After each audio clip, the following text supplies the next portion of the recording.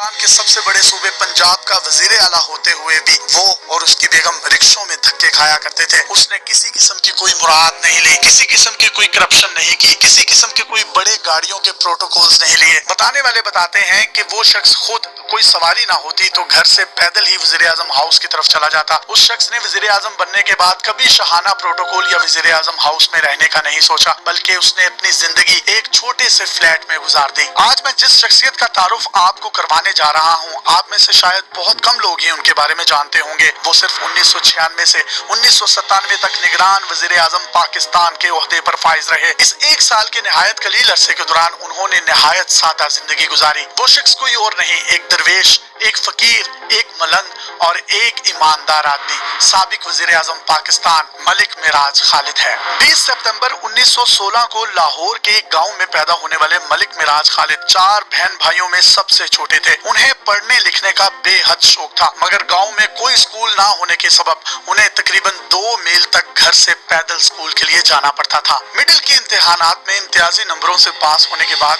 वो लाहौर आ गए। यहाँ आकर उन्होंने उस वक्त के number 1 school central model school में दाखिला ले लिया, जो आज भी लाहौर में वाक़या है। मलिक मिराज खालिद का गांव शहर से 13 किलोमीटर दूर था। गुर्बत की वजह से तालीम जारी रखना मलिक मिराज खालिद के लिए मुश्किल हो रहा था, लेकिन उन्होंने हिम्मत न हारी और तहैया कर लिया था कि वो गांव से शहर तक जरूर जाएंगे और अपनी तालीमी शुगल को जारी रखेंगे। जेब में एक टका एक फूटी कोड़ी नहीं थी, लिहाजा उन्होंने दूध बेचने का फैसला किया। गाँव से दूध लेते और शहर में जाकर बेचते। इस तरह अपनी तालीम का खर्चा उन्होंने खुद उठाया और पाकिस्तान के चंद पहले सेल्फ मेड्स में से एक सेल्फ मेड बने। मलिक मिराज खालिद रोजाना सुबह फजर की नमाज से पहले उठते, मुख्तलिफ घरों से दूध इकट्ठा करते, ड्रम को रेड़े पर लाद कर शहर पहुंचते और नवाब मुजफ्फर कजलबाश की हवेली समेत कई दुकानदारों को दूध फरोख्त किया करते थे। उनके पास शहर में कोई दोस्त भी नहीं था, कोई ठिकाना भी नहीं था। दूध बेचने के बाद वो अपने कपड़े मस्जिद में जाकर तब्दील करते थे। मस्जिद में चेंज करने के बाद वो वहीं से स्कूल चले जाते। अपने कॉलेज के दौर तक उन्होंने यही दूध बेचकर अपनी तालीम का खर्चा उठाया और तालीम जारी रखी। गुर्बत की इंतहा ये थी कि उनके पास स्कूल में पहनने को जूते तक ना थे। उन्होंने पैसे जमा करके जूते खरीदे, मगर वो ये जूते गांव में नहीं पहन सकते थे, क्योंकि गांव की सड़कों पर उन जूतों ने जल्दी घिस जाना था और खराब हो जाना था। चुनाचे वो गांव से अपने वालिद की देसी जूती पहनकर शहर आ गए। वो अपने जूतों को दूध के बर्तन के साथ कपड़े में लपेट कर रख देते और सिर्फ स्कूल के लिए इन जूतों का इस्तेमाल करते, क्योंकि रास्ते में काफी गर्दो गुबार होती। बिस्मिल्लाहिर्रहमानिर्रहीम। इसमें कोई शक नहीं कि मिराज खालिद साहब इंतहाई दयानतदार आदमी थे और लोग आज भी उनका नाम इज्जत से लेते हैं। वो कि वो दुनिया से चले गए, लेकिन मुझे तो 100% यकीन है कि अल्लाह ताला ने उनके लिए जन्नत में कोई बेहतरीन और आला मुकाम ज़रूर रखा होगा।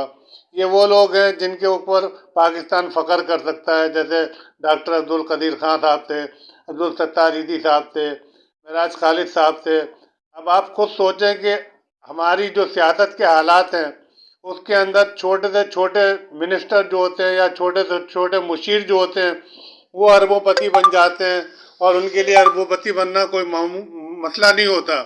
वो तो हज़ारों लाखों भैंसें खरीद के अपने बाड़े में रख लेते हैं, अपने गांव में रख लेते हैं।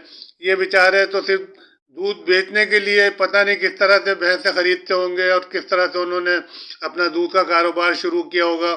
बहरहाल असल चीज़ कहने की यह है कि ईमानदार लोगों की कमी नहीं है। आज भी माशरे में ऐसे लोग मौजूद हैं जिनसे लोग मिसाल दे सकते हैं, जिन्होंने इंतहाई ईमानदारी से, दयानतदारी से काम किया। ऐसे ही एक वज़ीर आज़म मोहम्मद खान जुनेजो साहब भी थे, गो कि वो गरीब नहीं थे लेकिन ईमानदार। बहरहाल उनको तस्वुर किया जाता और कहा जाता कि वो भी बहुत शरीफ आदमी थे और ईमानदार आदमी थे। लेकिन मिराज खालिद साहब की अजमत का ये आलम था कि एक वज़ीर आज़म होने के बावजूद, एक स्पीकर होने के बावजूद, इतने बड़े बड़े ओहदों पे काम करने के बावजूद उनकी ज़िंदगी एक मिडिल क्लास की ज़िंदगी थी और वो भी मुश्किल से गुजर बसर करते थे। जैसा कि बताया जाता है कि रिक्शों तक में उनकी फैमिली सफ़र करती थी। आज अगर आप सोचें, आप तसव्वुर करें कि आइए आजकल के हालात में एक ख्वाब नज़र नहीं आता, एक आती है कि जिससे लोग यकीन करें कि ये बात सच होगी, लेकिन ऐसा था। ऐसे लोग नायाब ज़रूर हैं, लेकिन बहरहाल दुनिया में मौजूद है। वक्त उनका भी गुजर गया, वक्त इनका भी गुजर जाएगा, जो आजकल सियासत में लोग हैं मौजूद।